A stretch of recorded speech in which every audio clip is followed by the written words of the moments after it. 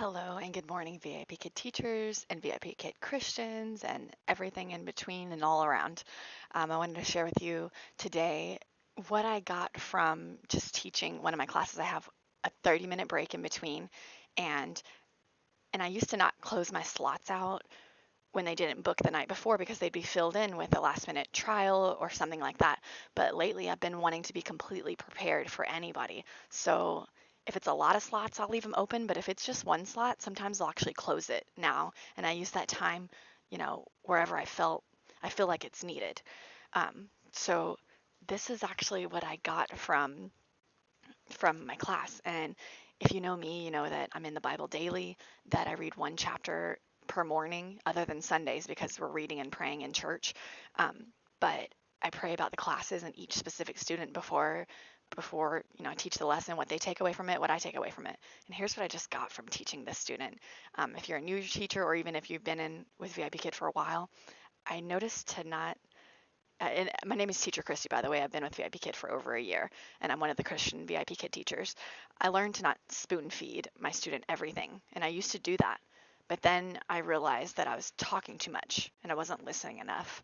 And so here's what I learned: to guide them to the answer, to correct with love your specific students, and number three, to assist when needed, sometimes to let them point them to the passage they need to read, and to assist and let them sound out some things.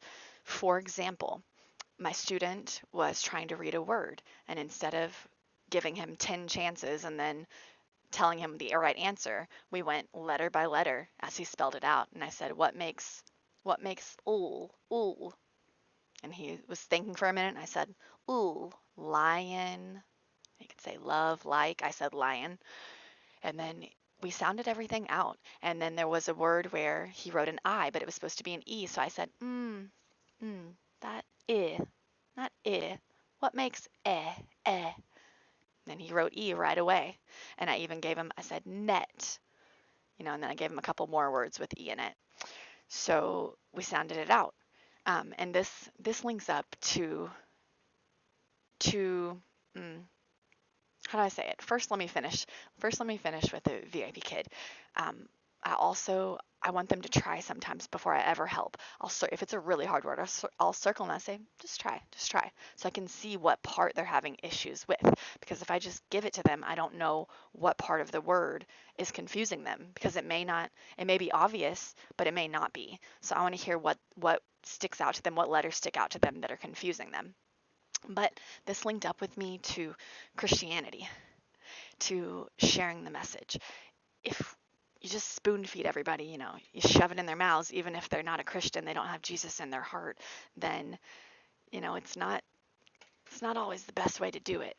But to share love and to share stories, and if you notice, if you go to church, usually a pastor will share personal stories and then link it up and guide you with love to the certain scripture so that you can learn from it for yourself, so that you're not just being told, you're doing this wrong, you're doing that wrong, you're doing that wrong, bye, go home.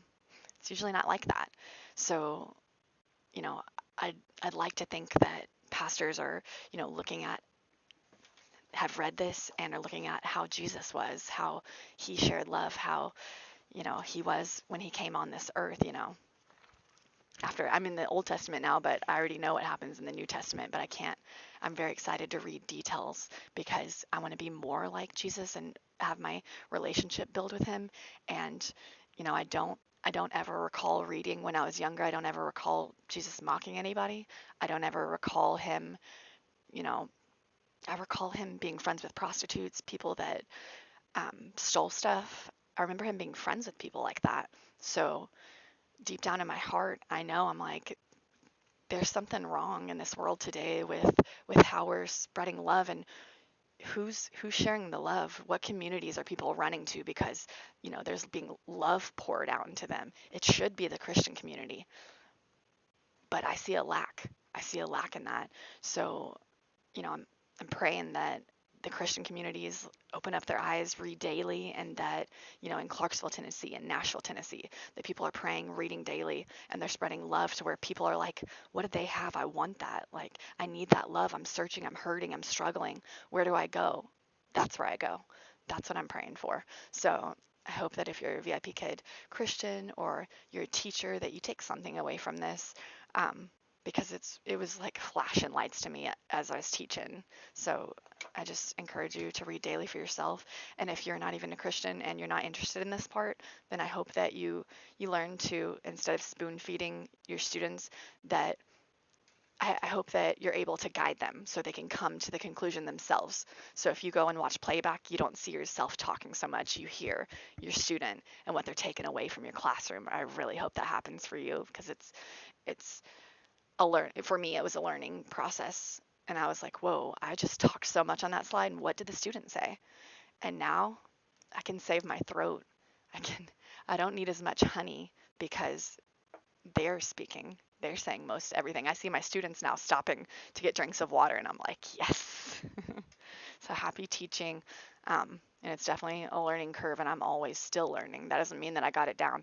I'm always learning. And if I think I talk too much on a slide, I'm like, and I start asking questions, and then I shut my mouth. Sometimes I literally put my hand over my mouth, and I'm like, because I need to hear more, need to listen more. Happy teaching, and let me know below how long you've been with VIP Kid and what you've learned along the way. Happy teaching.